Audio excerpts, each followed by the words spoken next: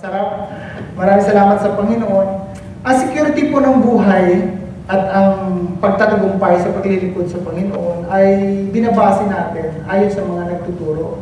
Especially ang ating Panginoon, ang Word of God. Kung meron pong guidance ay madaling magtagumpay. At yan pong ginawa ng ating Panginoon when He created man. Hindi niya po ito pinabayaan pag itong tao na mag-disobey sa ating Panginoon. Ganun pa man, hindi na natili doon ang kwento. Kung hindi, pinadala niya kanyang bugtong na anak, no? Still, ang love of God and grace ng Panginoon is so much abounding that He offered His only Son para po sa atin. And if we try to understand if we are worth enough to such blessing, wala pong makapagsasabing worth tayo because lahat ng karumal-dumal na karakteristik ay sometimes kahit Kristiyano tayo, lumalabas pa rin. They are still alive in us no, na gustong humawala. But yet, ang pag-ibig ng Diyos ay lagi naririyan to tame us and to train us and to make us a kind of Christian na gusto sa atin ng ating Panginoon. Sa gabi po ito, pag-aaralan po natin kung paano mag-overcome. It was taught by God long time ago. Of course, sinimula ng ating Panginoon sa creation, the book of Genesis. Pinakita na ng Panginoon lahat. And tonight we will study everything in the book of Genesis. Ang ating pong text ay kinuha po sa John 1 verse 5. Sabi niya, the light shine in the darkness and the darkness has not overcome.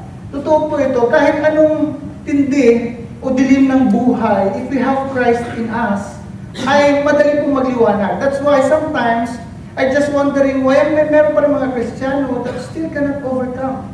May mga Kristiyano pa rin na mga mahina. May mga Kristiyano pa rin trouble. Hindi tinago po ng Panginoon yan. This was open book sa Panginoon that everyone will have trouble in life. Hindi tinago ng Panginoon na once you receive me as your Lord and personal Savior, happy-go-lucky ang buhay, walang problema, masaya, no? Move on, go on. Talagang parang bed of roses. Pero hindi. Sinabi ng Panginoon, in this world, you will experience trouble in life. Ngunit nangako di po siya, but they take heart, I have overcome the world.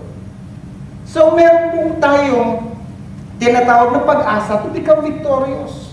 At inaasahan ng Panginoon that each one of us who received Him as our Lord and personal Savior will stand up by faith na makita po ng lahat na tayo po ay nagtatagumpay sa ating pong Kristiyanong buhay. In the book of Genesis, chapter 1, umpisa po natin ang ating kwento. Sabi diyan, in the beginning, God created the heavens and the earth.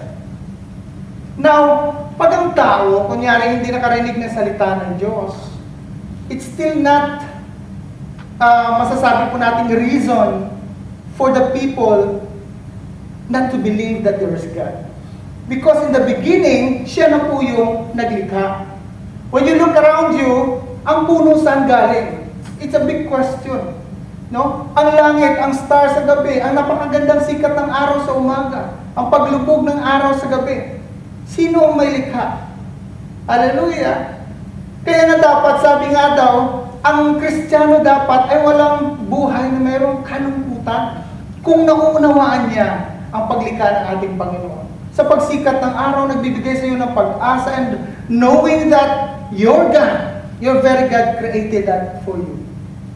Hallelujah! No? Pagtingin mo, mayroong mga puno na nakatubo dyan. No? Magbibigay sa iyo ng oxygen. Pasalamat sa Panginoon. Yung mga seas, punta ka lang ng Pasir Ris Park, you will enjoy the nature of God. And then there is no reason for us na minsan, ang isang Kristiyano ay matagpuan mo parang walang pag-asa, kasiya-siya sa buhay. Sabi dyan, people should learn to praise God for the indescribable gift that God had created. Ito pong galaxies na ito. Sinong makakalikha nito kung hindi ang ating Panginoon? And knowing there is an existence of these things, sana ang puso natin ay meron pong joy na magsabi, praise God. No? Kaya ng Diyos namin gawin ito. Kung kaya ng Diyos maglikha ng galaxies, hindi kaya kaya ng Diyos mag-resolve ng mga problema. Hallelujah! Kung kaya ng Diyos mag-create ng ganitong mga bagay, wonders, indescribable na tinatawag natin mga paglikha ng Panginoon, can He not create a new life, a new beginning sa atin? Hallelujah. There are so many things that we should give thanks sa ating Panginoon. No, buksan na natin ang ating isipan. You don't need to go somewhere else. Just look around you and just praise God for everything that God had created. Hallelujah. Ito yung minsan hindi nagagawa ng Kristiyano. No, para bang nag-exist lang siya dyan nang ganun-ganun lang. Hallelujah. Tulad nito, no? The universe at ang mundong kinakatayuan mo ngayon. How God is so powerful to sustain people dyan sa upuan mo. Hallelujah. Sabi nga no, pag ang Diyos tinanggal niya ang kanyang kamay sa earth, baka maglutangan po tayong lahat. Hallelujah. No, and thinking of all those things will give you enough, anong tawag doon? Joy. Na paglingkuran ang Lord ng todo-todo. Sa umaga sa pagising mo, libre yung oxygen mo, nakakita ka, no? Magandang mga tanaw nakikita mo. So many things to give praise para sa ating Panginoon. And there's no room, sana sa buhay ng Kristiyano, yung kalimutan. At yung wondering why this is happening to me. Hallelujah. If God knows exactly the rotation ng ating pong universe, He knows the rotation of your life. That is too simple and not so complicated sa ating Panginoon. God will not mess up. No? Kulang lang po tayo sa pag-appreciate na tinatawag ng paglikha ng ating Panginoon. And if we know how to appreciate things that God has made, sa mga simple things po ng ating buhay, ang dali po pasiyahin ng ating sarili. Hallelujah! Sabi dyan sa Romans 1:19 hanggang 20, since what may be known about God is plain to them, because God has made it plain to them. Simple ang ginawa ng ating Panginoon for us to understand. For since the creation of the world, God's invisible qualities, His eternal power and divine nature have been clearly seen, being understood from what has been made, so that people are without excuse. Kung halimbawa, walang nagbabahagi sa iyo ng salita ng Diyos, you will be still judged according to what God has done. Dahil pag dilat ng mata mo, you will exactly think that there is God who created this world. Hallelujah, pagpunta mo pa lang sa Pasir Ris, doon sa interchange, merong bulag doon na gumikitara. Naririnig mo ang kanyang kanta? It's all Christian songs. It is impossible for man that can get away from judgment time. Because everything in this world has been created by God for a purpose. Is that to give Him glory and to give Him honor. Yung po yun Hallelujah! Kaso lang ang tao, minsan, kulang lang po sa appreciation sa mga likha ng ating Panginoon. Ano pa ba ang ating hahanapin sa ating sa paglikha ng Panginoon sa atin? Yun ang pinaka-mas complicated And giving thanks sa ating Panginoon of what God has made sa ating buhay, simple, hindi ka po malulungkot. And you will give Him all the praise and thanksgiving kung marunong ka po magpasalamat sa ating Panginoon. Sabi dyan sa Jeremiah 32:17, pinapatunayan lang that the sovereign Lord, you have made the heavens and the earth. By your great power and outstretched arm, nothing is too hard for you. Kaya it's very easy to overcome. Hallelujah! Hindi mo na kailangan pa magtawag ng mga big shot, ng mga preacher para ka mag-overcome. Because Jeremiah testified, nothing too hard sa ating Panginoon. All you have to do is to appreciate God sa iyong buhay. Hallelujah! Sabi dyan, if you know how to appreciate God, nothing is too hard and you will overcome. Right? Romans 11:36. For from Him and through Him and for Him are all things. To Him be the glory forever. Amen. Lahat ng bagay na nilikha rito sa sanlibutan ay para sa Kanya, sa pamamagitan Niya. Lahat ay sa Kanya para magbigay kaluwalhatian sa pangalan Niya. Hallelujah! And knowing all these things, nagbabasa naman tayo ng Bible, will give us that joy. Nga pala. Hindi lang kung malaki ang sahod ko, marami akong overtime, tsaka ako magpapasalamat sa Lord, tsaka ako magsaya. No, everyday ng ating buhay. Paggising mo pa lang sa umaga. If you know all these things, you can give praise sa ating Panginoon. Simple lang mga kapatid na sometimes we neglect to give praise sa ating Panginoon sa mga bagay na Kanya pong ginawa sa ating buhay. Naghahanap pa tayo na ang patay ay mabuhay. Naghahanap pa tayo ng yung lumpo ay nakakatakbo. No? Yung mga bingi nakakarinig, mga bulag nakakita bago natin i-appreciate ang ating Panginoon. Hallelujah! Ngunit sa pagising mo pa lang sa umaga, learn and try to appreciate the kindness and goodness ng ating Panginoon. Revelation 4:11, you are worthy, O Lord and God, to receive glory and honor and power, for you created all things, and by your will they were created and have their being. This is the very will ng ating Panginoon. For you, ako, na nandirito sa mundo nito, and for these things that surrounding us, na nakatayo. Hallelujah. The purpose, everything will give glory and give Him pleasure. Ganun yun eh. Sa umaga na pagising mo, nasisiyahan ba ang Panginoon because you appreciated things?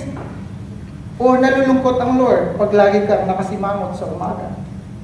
Na para bang walang kwentang lahat ng ginawa ng ating Panginoon. Hallelujah. Lahat po ay dapat magbigay kaluwalhatian sa ating Panginoon. Revelation 14:7, He said in a loud voice, fear God and give Him glory because the hour of His judgment has come. Worship Him who made the heavens and the earth, the sea, and the springs of the water. Siya na naglikha, kailangan pong purihin. Hindi po occasional, kundi araw-araw, minuto ng iyong buhay. You can only impart this to others, strongly po if you know all these things. If this is manifesting in your life. Pag ito po ay founded sa iyong buhay, that really every day you give thanks, you give praise, and you read the Bible every day, it's easy for you to impart this to others. But if this is not existing sa iyong buhay, it's very hard. Kahit sa pagtaas ng iyong kamay sa simbahan, napakahirap. Bakit? You are not used to it. Hindi ka sanay magbigay ng pasasalamat sa ating Panginoon. Amen ba? Palakpakan muna natin ang Panginoon. Hallelujah. Sabi dyan sa Genesis 1:3, and God said, let there be light. Hindi pa itong araw na ginawa ng Panginoon. Just a light. When God said, let there be light, lumiwanag lang siya. Nang ganun. This is not the sun because the sun was created in the fourth day. And this is the first day. At nang sinabi ng Panginoon, let there be light. From dilim, lumiwanag. Hallelujah. Glorious God. If God can make this out of nothing and avoid earth noong mga panahon na yun, kayang gawin ng Lord sa buhay mo. Sasabihin lang ng Lord, let there be light. At mamaliwanagan ang buhay mo. This is how powerful your God is, my God is. Just knowing kung sino yung ating pinaglilingkuran. So that mabigyan tayo ng booster sa paglilingkod. Na hindi tayo nakafocus sa mga problema, no? Hindi tayo nakafocus sa trials, hindi tayo nakafocus sa mga kakulangan. Pagkos nakafocus tayo sa Lord because you know for the fact na itong Diyos ko na pinaglilingkuran. Not unless hindi mo siya kilala. Then, ang buhay ay parang gulong po. Paikot-ikot lamang at wala pong natatapos sa ating buhay. This was not the light of the sun, separate the day and the night. Ito po yung kagandahan. Kasi wala pa pong sun. Nung sinabi ng Lord, let there be light, ang 24 hours na cycle ay umiikot na. Grabe ano, di ba yung sun, makikita nyo no, umiikot yung mga planets diyan, kung alin yung matatamaan ng ano, di ba? Nagiging day night. Pero ito hindi. This is simply the light, the power of God. Ito yung Diyos. Gusto ko kasi i-picture ninyo kung sino yung Diyos na pinaglilingkuran ninyo. Hindi sa yung Diyos na basta-basta. Hindi sa yung Diyos na parang pwedeng i-chipwera, pwedeng ipalit kung anong gusto nyo. Hindi. Ito yung Diyos na makapangyarihan na kaya gumawa sa buhay mo. Umaga, araw, gabi, no, sabihin mo na. The very essence of God lie both in visible and moral sense. Ano yung visible? Visible, halimbawa, by the day, Lord went ahead of them in a pillar of cloud to guide them on their way, and by night, a pillar of fire to give them light, so they could travel by day. Ito po yung after lumabas yung mga Israelites sa Egypt in a form of clouds na nagliliwanag. That is the visible light ng ating Panginoon. And just try to wonder na para lang masundan yung kanila pong path according to God's plan, gumawa ang Lord that these magnificent clouds na para masundan nila. This is the visible light na pinakita ng ating Panginoon. And at night, they have this pillar of fire. Pillar of fire that can comfort them as well pag medyo winter time. No? Ito nagbibigay sa kanila ng heat. And at the same time, pag gusto ng Panginoon mag-move on, they can follow that. This is the same light na gawa po ng ating Panginoon. Just try to imagine, no? Ganong pillar of fire, clouds, na gawa ng ating Panginoon. And how much more sa buhay natin, hindi kaya gumawa ng Panginoon. Actually, yung worries ng buhay, you can set that aside if you know exactly who is the God that you are serving. Pag alam na alam mo sa buhay mo kung sino ang Diyos na pinaglilingkuran mo, yung mga troubles sa puso mo, yung mga nagwa-wonder pa kung anong mangyayari, kinabukasan, no? Walang kapapanampalataya sa ating Panginoon, we can set aside everything, knowing that this God is so powerful. Ano pa po? Sabi dyan, then the cloud covered the tent of meeting, and the glory of the Lord filled the tabernacle. Moses could not enter the tent of meeting because of the cloud that settled on it, and the glory of the Lord filled the clouds that was so bright. This is the power of God. When God said there will be light, nagkakaroon po ng liwanag. And this is evident in the book of in the Old Testament, na nakita po nila ito, visible sa kanilang mata, the wonders and miracles ng ating Panginoon. And this is the same God that when said, there is light, let there be light. Siya rin po yung Diyos na gumawa nito. Hallelujah! Sabi pa dyan, the city that does not need the sun or the moon to shine on it, for the glory of God gives it light, and the lamp, it is a lamp. Hallelujah. The place of God, wala pong miracle, walang electricity. But His very light shine the place. Alam niyo, kaya ko nilalagyan ng picture for you to imagine how powerful is your God is. Hindi po siya basta-basta. Siya yung Diyos, hari ng mga hari. At ang Diyos na kaya mag-resolve ng bawat problema na meron ka. Bawat katanungan sa iyong isipan. Hallelujah! Hindi po kailangan ng liwanag na nanggagaling sa electricity. Liwanag na nanggagaling sa Diyos. Nung sinabi niya, the book of Genesis, let there be light. This is the same power, the same God that made light. Hallelujah! Sabi dyan, while he was still speaking, a bright cloud covered them, and a voice from the cloud said, this is my son, whom I love. With him I am well pleased. Transfiguration ni Jesus Christ. Hallelujah. It's the same light, the same power that comes from God. Ganun po ang ating Diyos. Marami pong instances that very visible. Nakikita nila, they are witness to this power, to this light of God na nangyari po. Hallelujah. And it's recorded in the Bible. About noon, King Agrippa, as I was on the road, si Paul naman nagte-testify in front of King Agrippa. I saw a light from heaven, brighter than the sun, blazing around me, and my compassion. Papunta si Paul sa Damascus. No? Meron pong interception from Jesus Christ. And this bright light of God, and the same God in the book of Genesis that made that light. Siya po yung makapangyarihang Diyos na ating pinaglilingkuran. Amen ba? Amen. Palakpakan po muna natin ang ating Panginoon. The book of Psalm 104, verse 2, the Lord wraps Himself in the light as with garment. He stretches out the heaven like a tent. Kahit si David nagtitestify that our God is a God of light. moral sense po ng kanya pong ilaw. John described the holiness and moral perfection of our God. As sabi niya dyan, this is the message we have heard from Him, declared to you. God is light. Ito naman yung mga moral sense. That God is light. If God is with you, bakit walang ilaw ang ating buhay? Is it not hindi talaga natin natanggap ang Panginoon? O pinapabayaan natin ang spiritual nating buhay? Hindi natin pinapakain o hindi natin inanyahan ng Diyos na maging hari ng ating buhay.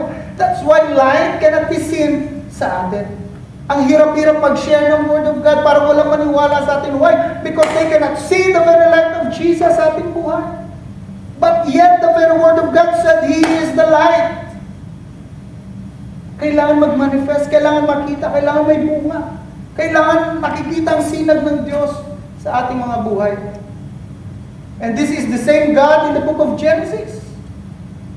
And the same God that John is describing to us. Hallelujah. Sabi pa dyan, when Jesus spoke again to the people, He said, I am the light of the world. At kere-kere natin ang banner at ang light ng ating Panginoon. That whenever people needs advice, nandun ka, you are present. Because you are the light, you are the representative of God. Nagkakaroon ng liwanag pag nandun ka. Hallelujah! Pag ang kaibigan mo na nangihingi ng advice, anong gagawin, litong-lito, then, pasok ka, you give advices na liliwanagan ang mga tao. Ngunit minsan may mga patutuo. Kristiyano na mismo, yun pa yung nag-create ng dilim doon sa lugar. It should not be the way because God is the light of the world. And this is the same God that we receive in our lives. Dapat, ang nakita, ang makikita pag nandun ang isang Kristiyano sa isang lugar ay ang liwanag ni Kristo. Amen ba yun? Amen. Hallelujah! Ito dapat ang nakikita, mga kapatid. Hallelujah! Since the creation of the sun is in fourth day, God already started the earth in rotation using His created light for the first 3 days. Genesis 1:4, God saw that the light was good and He separated the light from darkness. Genesis 1:26, pagkatapos ng nilikha ng Panginoon, sinunod niya na yung tao. Hallelujah! Then God said, let us make mankind in our image and in our likeness. Image. Pag sinabi mong image, hindi mo pwedeng image kamukha ka ng Panginoon because God is Spirit. At when He created Adam and Eve, flesh. So hindi niya tinutukoy na magkamukha kayo ng Panginoon. But ang tinutukoy niya dyan is the reason, emotion, and will. Pareho may mga reasoning ang tao just like God. Marunong mag-reason out. Marunong. There's an emotion, umiiyak, sumasaya, nasasaktan, and the will to become righteous in the sight of God. Yun yung image na tinatawag. The ability to make decision, to learn new language, understand, communication, ourselves, and our God. Ito yung image. Nung nilikha ka sa image ng Panginoon, inaasahan ng Diyos that you will communicate to Him. Kasi kamukha kakawangis ka niya eh. Hallelujah! Nagpipray pa ba tayo? Okay, maraming salamat doon sa mga nagpipray. Nagko-communicate pa ba tayo sa Panginoon? Ginagawa pa ba natin ang will na gusto ng Panginoon? Nagre-reason out ba tayo pag mayroong mga temptation na dumarating? Or, binabaliwala na lang natin at ini-enjoy? Emotion, experiencing love. Ito yung gusto makita ng Panginoon. Love, joy. Bakit? Because our God is a loving God. Our God is a joyful God. Hindi dapat makita sa mukha ng mga Kristiyano ang mukhang kabayo. Kailangan masaya, mga kapatid. Kasi ano yan eh? Sino bang sinusundan natin? Ang Diyos ba na mukhang kabayo? Ang Diyos na masiyahin. Hallelujah. Kaya hindi ko halos minsan maisip. Bakit? Parang hindi magawang maging masaya. No? Parang walang contentment sa ating buhay. God's emotions are supremely pure and higher than ours, but our ability to experience and share emotion is a gift. Hallelujah! Because sa sinusundan po nating Diyos ay God that is so loving, so caring, lahat po ng makikita mong pag-aalaga ng Panginoon ay naririyan. Likeness sa image po is the will. God's power of will, of determining, has also imparted to humanity. A person wills to obey God or disobey God. Yun ang binigay po sa atin. Will to prove kung mahal mo talaga ang Panginoon o hindi. Hindi tayo ginawang robot, ngunit in His image. Image of will for us to decide whether we really love God or mahal lang natin sa bibig ang ating Panginoon. Hallelujah! Ito po yung inaasahan ng Diyos. When God made man into His image, inaasahan ng Lord that this will reflect sa ating po mga buhay. Na makikita ng Lord sa atin sa araw-araw po ng ating buhay. Hallelujah! If we have that image of God, imposible na hindi ka magtagumpay. Imposible that you will not overcome. Hallelujah! Surely, by the grace and His mercy, we will overcome. Pang sabi dyan, humanity creation in the image of God does not refer to the body, for God is spirit. But yet, God made, parang pinakamataas na nakalagayan, dignity sa isang tao, nung ang ating Panginoon ay nagkatawang tao. Hallelujah! Likeness, Philippians 26. Sabi dyan, 2:6-7. Sabi dyan, who, being in very nature of God, did not consider equality with God something to be used to his own advantage. Rather, he made himself without nothing by taking very nature of a servant. Likeness. Ito dapat ang ating gayahin sa ating Panginoon. Hindi ang Lord bossy. The likeness of His righteousness, the likeness to be a servant, ito yung mga nasa puso ng ating Panginoon. To be like Him. Dapat ito yung napopossess natin. Once we possess the image and likeness of God, no worries. Marami tayong mababagi ng salita ng ating Panginoon. Simply because the reflection ng Diyos na nag-create sa iyo is just manifested through you. Easy lang yun lumalabas sa ating buhay. Amen ba yun? Palakpakan muna natin ang Panginoon. Medyo malamig. We shall one day see Him in His human and divine person, for we shall be like Him. The Lord Himself formed Adam from the dust of the earth, breathed into Adam the very breath of His own life. From the very beginning, God's man was very close to Him. Nilikha niya, di ba? We know exactly what is the Word of God is telling us. No? Nung nilikha niya, hindi niya lamang nilikha na pinabayaan, kung hindi, nilikha niya. Sabi niya pa nga dyan, no? The Lord God took the man and put him in the Garden of Eden to work it and take care of it. Hallelujah! Hardinero ang labas ni Adam. Binigyan siya ng magandang paraiso, ngunit kailangan niya mag-work. Kaya walang anak ng Diyos na tamad. Kahit nung umpisa pa lang, nagtatrabaho na po si Adam. He's taking care of the garden of God. Kaya nga lang ng mga panahon na yun, no sweat. No? Walang pressure. Dahil yung Creator nasa sayo. Hallelujah! In the same manner, this is just a reflection ng gustong mangyari ng Diyos sa atin. If at that time, present ang Lord sa presensya ni Adam, ganun din po sa atin. When we receive Christ as our Lord and personal Savior, ang presence po ng banal na Espiritu ay nasa atin. In the same manner, makakapagtrabaho tayo without stress. Why? Knowing that God is beside us. Nakuha niyo po yung logic? Hindi naman nagbago eh.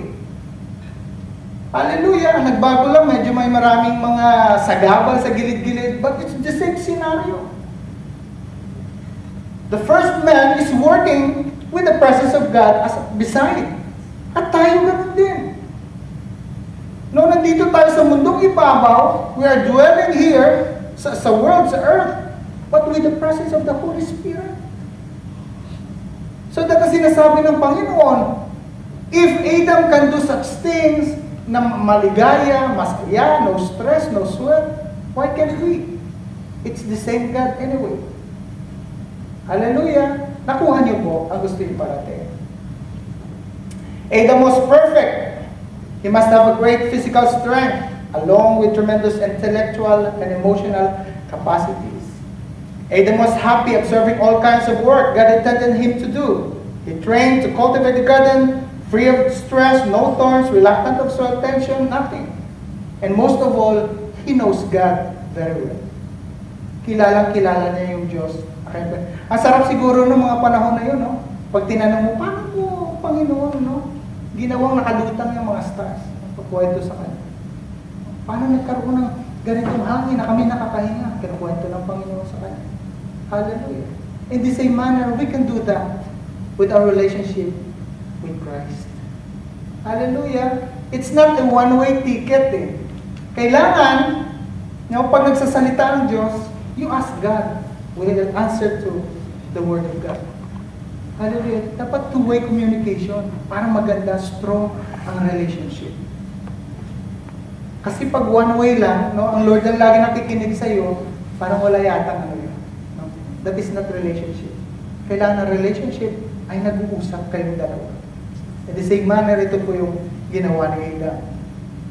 Sabi dyan, Adam may have understood to have been shown more than we know about the movement ng galaxies, ecosystem, rivers, and forests. Adam remained in a direct, constant communication sa ating Panginoon. Ito po yung keyword dito. Meron siyang direct, constant communication sa ating Panginoon. And this is still the key to survive. This is still the key para magkaroon ng strong, revived na spiritual life. Constant communication with God. Without that, mga kapatid, bibilangan ka lang ng araw. Mawawala at mawawala ka.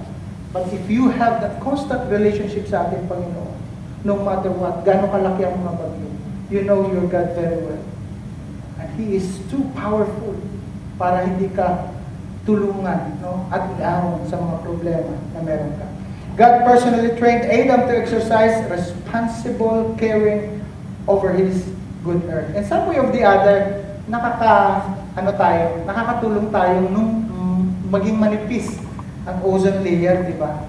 Pag sabay-sabay tayo magawa ng computer natin, that is the world today. Sabay-sabay tayo magbukas ng TV natin. Transportation. Ang atin na lang ay huwag tayong magkalat. Hallelujah. Kahit nasa Pilipinas tayo, keep up the good attitude na nakuha natin sa Singapore para matulungan yung mundong ating pinakatayuan. Be a responsible Christian kahit saan po tayo pumunta. God also brought each animal to Adam, educating him to understand the peculiar characteristic of each. Bakit naging leon? Bakit naging giraffe? Bakit naging unggoy? Lahat yan tinuro ng Panginoon. And then, He named them one by one.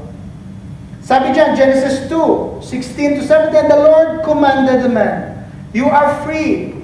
Sabi doon, you are free to eat from any tree in the garden, but you must not eat from the tree of the knowledge of good and evil. For when you eat from it, you will certainly die. Ano sinabi niya dyan? Genesis 2:9. Sinabi niya that the Lord God made all kinds of trees grow out of the ground, trees that were pleasing to the eye and good for food.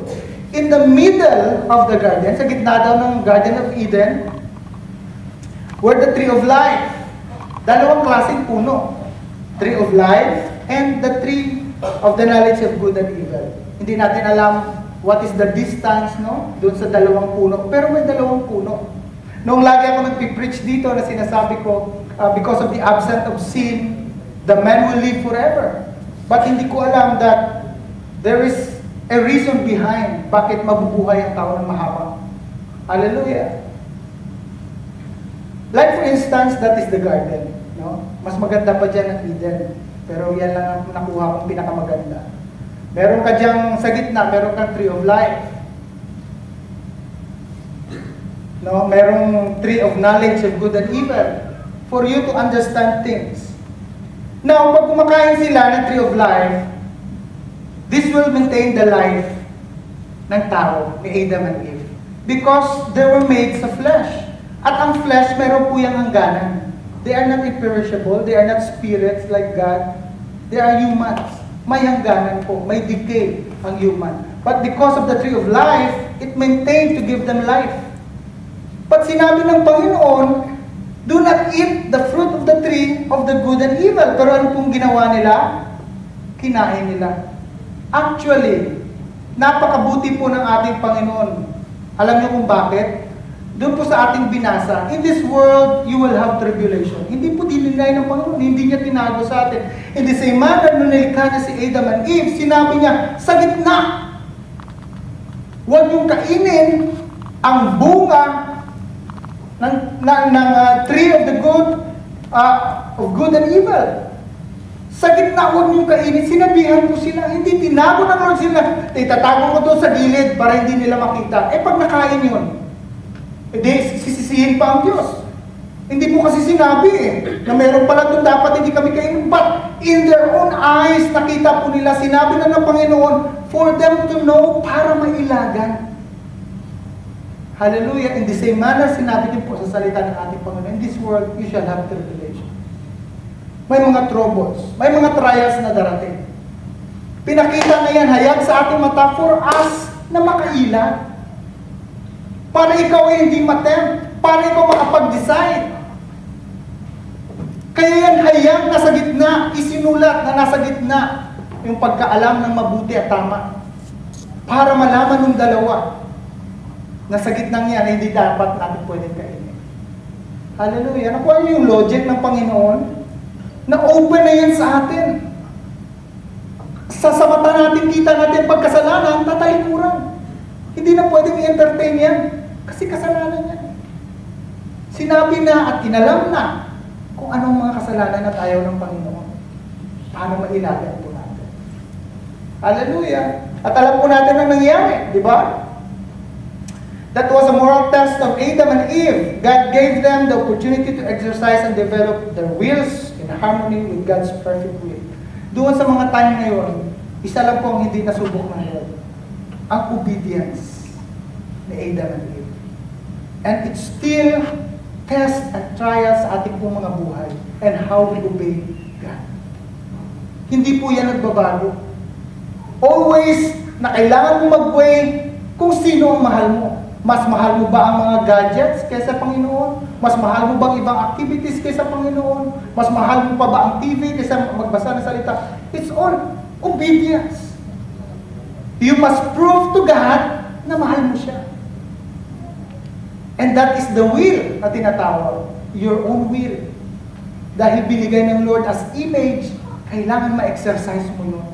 Hallelujah. And at the time, yun po yung first test na meron pong tinatawag natin outcome na katotohanan na kamatayan. Hallelujah. Hindi tinago ng Lord. Lagi niyong tandaan yun. Alam natin, nakikita natin kung ano po yung mga bagay na ayaw ng Panginoon. And we must decide. Kailangan ang desisyon natin lagi, mahal natin ang Panginoon. Desisyon natin lagi, tayo ay nasa Panginoon. Desisyon natin lagi, priority natin ang Diyos. Hallelujah! Kailangan laging above ang ating Panginoon. Kahit sa anumang bagay na nagbibigay kasiyahan sa ating temporal. Hallelujah! Amen ba yun? Amen. Sige po, palakpakan po natin ang Diyos. Sabi sa John 14:15, if you love me, keep my commands. Pag mahal natin ang Lord, simple lang. We can do all things through Christ who strengthens us. The test may be an absolute discovery of joy that comes from a living submission to the one who perfectly loved them. Hallelujah. Ito lang yung hindi niya pa naranasan. Na sana kung nag-obey siya, that joy of submission ay mararanasan niya sa kanyang buhay. Ngunit hindi pa rin po nagbabago ang pag-ibig ng ating Diyos. At hindi po doon natatapos. Hallelujah! And He gave His only begotten Son for us para po tayo makapanumbalik sa ating pong Ama. Ganun po kabuti ang ating Panginoon. Ano pong 5 bagay na pinili po ni Eve? Una, nakinig siya sa demonyo. Pinakita na ang kahoy, pinakita na yung bunga, sinabi na ng Panginoon Diyos sa gitna, yung puno ng pagkaalam ng mabuti at masama, huwag yan kainin. Pero nung tinawag siya ng demonyo, ano ginawa niya? He listened. Mga kapatid, number 1, pag may alok ang dyablo at hindi yan ayon sa kalooban ng ating Panginoon, huwag nang pakinggan. Hello? Kahit maganda pa yan, maganda pa yung alok, as long as it will not glorify our God, huwag mo nang pakinggan. Stay away. Di bali nang tawagin kang duwag, no? Huwag ka lang malamon ng kasalanan. Submit yourselves then to God. Ano sabi dyan? Resist the devil and he will flee from you. Ano pa? Tiningnan. Hallelujah. Minsan, ang Facebook, it's not a safe, ano na ngayon, no? Para sa mga kabataan. It's not really safe. Ngayon, makikita mo na sari-sari mga bold ang ipinapapasok na nagulat nga ako nung isang araw, but they allow that. Kasi hindi ko naman nakikita yan sa buong buhay ko. Nung nag-browse ako, wow! Tapos ang ginawa ko, nandun pa nga si Mariel, no? Minessage ko yung, I don't like your photo, sabi ko, pakibura niya, sabi ko sa kanya, hindi yan healthy sa mga tao. Grabe. Bakit anong ginawa niya? Tinitigan pa niya ng gusto. Pag mo may gagawa, wala na. Huwag mo nang balikan, huwag mo nang titigan, for you not to be tempted. Hallelujah, especially pag nagbabrowse kayo sa internet, minsan may mga susurpot dyan. Huwag nyo nang halongkatin pa kung ano kaya to, ano kaya to. Wala na pag nakikita mong natitreat yung spiritual life mo dyan, go out from that page. Huwag mong bigyan ng hold ang kaaway. Because hindi mo siya kilala. No? Hallelujah. Tiningnan, for everything in the world, the lust of the flesh, the lust of the eyes, and the pride of life comes not from the Father, but from the world. Mahina kasi ito mga kapatid. Mahina ito. Especially pag ito hindi babad sa Diyos. Napakahina nito. Once na nakikita nyo na, you judge by yourselves, na hindi ito kaaya-aya sa Panginoon, don't mind it. Even look at it. Anong kinuha niya? Nung inalok, kinuha. She took it. The wicked accept bribes in secret to pervert the curse of justice. Hallelujah. Pag ginaalok at alam mo namang hindi ayon sa kalooban ng Diyos, huwag mo nang tanggapin. Hallelujah. Especially sa mga lalaki, maraming pagsubok dyan. No? Sabihin, hindi ka macho. Pag hindi ka nakikisa sa amin. O, di ba? Totoo yun nangyari sa aking buhay. And I already testified this sa mga kabarkada. Technician pa lang ako rito. First time ko dyan sa Sasco. At of course, grupo ng mga kalalakihan. I was assigned to be the supervisor ng isang grupo. Tapos, sabi nila, ano tayo? Party. O di, party. Tapos yun na, naglabasan na yung mga beer. Tapos sabi sa akin, hey, Brother Jay, dahil supervisor ka na ngayon, sa'yo na itong isa. Sabi ko, hindi kasi ako umiinom eh. Bakla ka ba? Opo. Sure, sinabi ko po yan. Sabi niya, bakla ka ba? Opo. Wala na, bakla na eh. Ano pang kasunod? Hindi binigay niya sa iba. Hallelujah. Is that can damage my personality? No. Kung tinanggap ko, damage ako, kapatid. Hallelujah. Sabihin mo na gusto mong sabihin. But I will stand firm. Hindi po pwede hindi. Hallelujah. E di tumigil na kagad. Isang alok lang, tapos na ang usapan. Hallelujah. May na-damage mo sa akin sarili? No. In the sight of God, I'm still completely okay. Hallelujah. It's better to please God rather than to please man. Hallelujah. Huwag mo ilagay sa alanganin ang iyong pananampalataya. Lalamunin ka ng demonyo ng buhay. Hallelujah. Especially in these last days.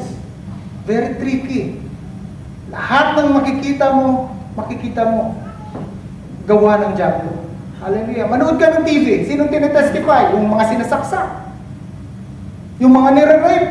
That's all testimonies by the devil. Wala ka na makikita ng testimony ng Diyos. Hallelujah. Kaya dapat sa atin, manindigan, let us overcome. Kasi pinakita na ng Lord yan. It's so simple ang battle na ito pag kilala mo Diyos na pinaglilingkuran. Amen ba yun? Palakpakan po natin ang Diyos. Deuteronomy 16:19, you must never twist justice or show partiality. Wala pong sakang sa mga anak ng Diyos. Never accept a bribe, for bribes blind the eyes of the wise and the corrupt decision of the ungodly. Anong ginawa niya? Kinain niya na. No? Una nakinig lang, tapos tiningnan, Tapos kinuha, ngayon tinikman na.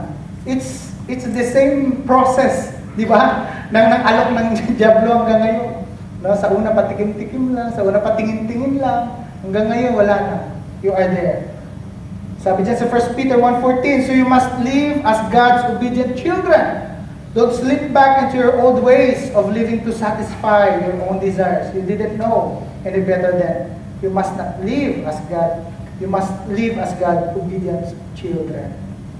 Sabi sa Jude 1:18, they told you that in the last time there would be scoffers whose purpose in life is to satisfy their ungodly desire. At marami po yan naglilitawan.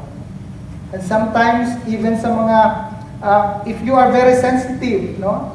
I watched this movie, a well-known preacher, no? In-invite ng isang well-known TV commentator. Puro well-known yung dalawa. Grabe, ang daming tao. No? Nanonood kami, si Lourdes, ako, yung mga bata. And then we were hoping, dahil sinabi nung announcer sa kanya, can you please do that in the audience, yung ginagawa mo sa church niyo? Tumayo din siya, no? And then you are beautiful, I am healthy, I am strong, I am wealth, I am rich. Ang dami niya sinabi.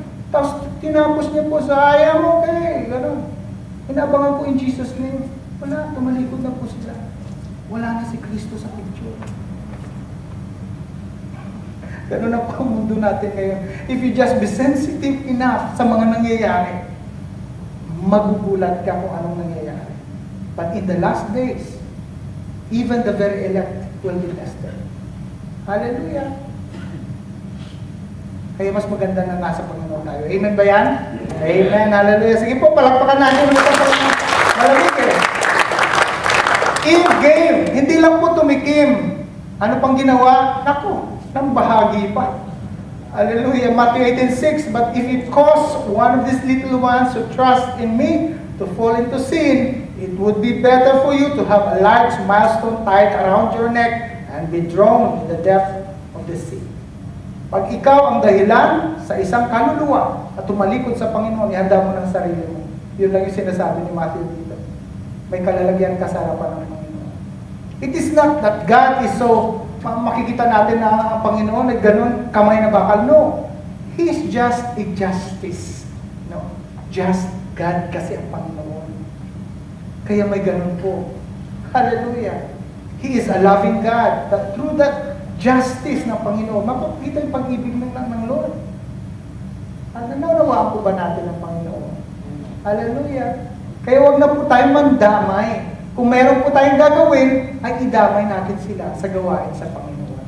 Dalhin po natin sila sa presensya ng Lord. Hallelujah. Palakasin po natin sila sa pili ng... Ipalakpakan po ang Panginoon. Hallelujah. Ito ang ating gagawin. Ang conclusion po natin sa gabing ito. We reduce temptation by avoiding the place of temptation. Pag alam na po natin na matitempt tayo, don't go it. Don't do that. No, don't even try to look at it.